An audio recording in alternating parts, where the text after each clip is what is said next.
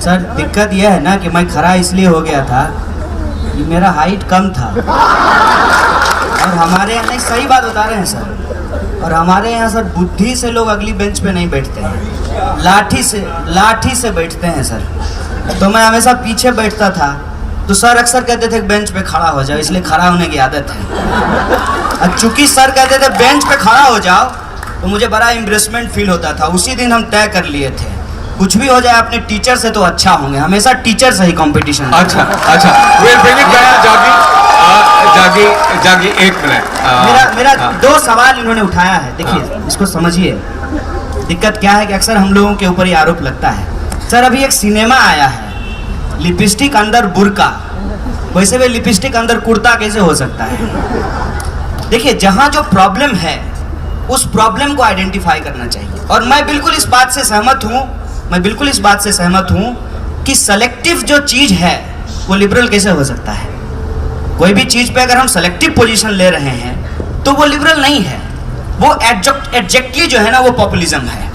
लेकिन सर ये बताइए कि अगर ये पॉपुलिज्म है, माइनॉरिटी को लेकर के जो बात कही जाती है, उनके राइट्स की जो बात कही जाती है, ये लिबरलिज्म है और ये पॉपुलिज्म है, तो सर मेजोरिटी का पॉपुलिज्म हमेशा जीतेगा ना डेमोक्रेसी में। आप ही ने कहा ना कि डेमोक्रेसी और पॉपुलिज्म जो है एक दूसरे से जुड़े हुए हैं। मैं एक सवाल उठा रहा हूं जिसको आज के जनरेशन को समझने की जरूरत है कि आइडियोलॉजी के नाम पे, आइडियोलॉजी का मास्क लगा करके पूरी दुनिया के अंदर जो अथॉरिटी है वो क्या कर रही है। सर नॉर्थ कोरिया में तो कम्युनिस्ट पार्टी की सरकार है, जब ग्लोबल ऑर्डर में एक जगह ऑथोरिटेरियन कम्युनिस्ट पार्टी की सरकार और दूसरी जगह जो है ऑथोरिटेरियन लिबरल डेमोक्रेसी की सरकार एज ए ट्रम्प अमेरिका में, ये कैसे पॉसिबल हो सकता है?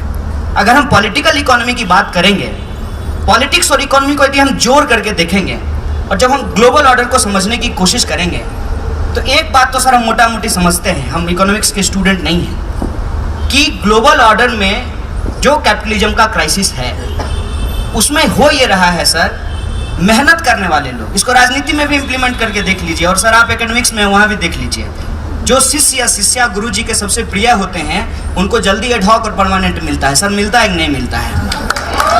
कहाँ मेरिट को लोग पूछते हैं? मेरिट को लोग नहीं पूछते। मैं एकेडमिक्स की बात कर रहा हूं। आप नेटवर्क सिनेमा में होंगे तो आपको नौकरी मिलती है। हाँ वही सर, पैर छुएगा जो सर गुरु जी को। सिनेमा में क्या होता है सर बताइए? नहीं, सिनेमा के अंदर क्या होता है कि अगर आपके पिताजी बहुत बड़े एक्टर हैं तो आप एक्टर हो जाएंगे, आपके पिताजी बहुत बड़े क्रिकेटर हैं तो आप क्रिकेटर हो जाएंगे। ये हेजेमनी सर लोग ब्रेक किए हैं, और ये हेजेमनी जो ब्रेक हुई है एक लेवल पे, उसके चलते मैं कह रहा हूं कि एक डिसऑर्डर क्रिएट हुआ है। लेकिन इस डिसऑर्डर को एक आइडियोलॉजिकल शेप देने की जरूरत है, वो रियली आइडियोलॉजिकल शेप होना चाहिए। आइडियोलॉजी एज ए मास्क नहीं कि हम लिबरल हैं तो हम राइटिस्ट हैं और हम लेफ्टिस्ट हैं, और आइडियोलॉजी को सिर्फ और सिर्फ जो है हम मास्क की तरह इस्तेमाल कर सकते हैं। मेरा एक सीधा सा सवाल है, जो इंसान डेमोक्रेटिक नहीं है वो लेफ्टिस्ट कैसे हो सकता है? और दिक्कत सर आपकी भी है, जो सवाल आप इनके ऊपर उठा रहे थे ना कि आप जो है बुर्का पे नहीं बोलते हैं, आप भी तो सर माओ का नाम लिए, स्टालिन का नाम लिए, हिटलर का भूल गए सर आप। Okay. मुझे this is my last remark. Sure. This is my last remark. We go to Jagi. मुझे अपने टीचर से, और ये जो जनरेशन है सर, एक मिनट बोलने दीजिए सर, थोड़ी सहिष्णुता बरतने की जरूरत है sir.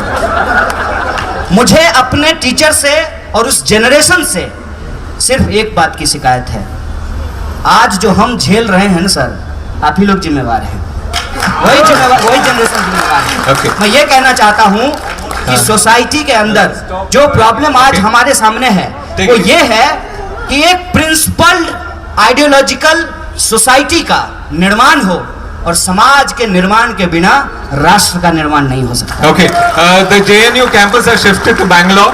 At this point of time, Jagi, no, I will not allow you to speak now. Not yet.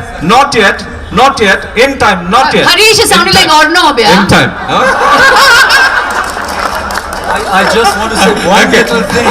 No, not yet. Jagi, I've been waiting for Just 1 second. Okay. Sir सबसे पहली बात तो ये है कि इलीट लोगों को liberal होने की क्या जरूरत है, पहले ही लिबरेट होकर के इलीट हुए हैं। Okay.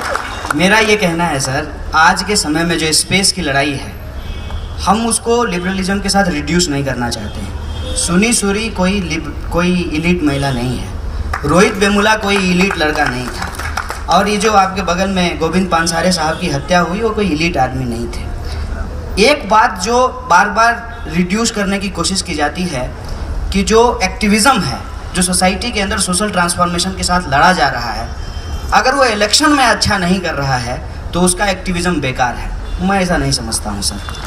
और इसीलिए जो लिबरल थॉट की लड़ाई है उसको सिर्फ और सिर्फ इलेक्शन में रिड्यूस करके नहीं देखा जा सकता है सर। ऑरेटरी एक स्किल हो सकता है, लेकिन एक बात आपको बता देते हैं, लोगों के दिल की बात नहीं कीजिएगा ना, भारे के लोग नहीं हैं, ज़बरदस्ती ताली नहीं बजाएंगे। अरे वाह।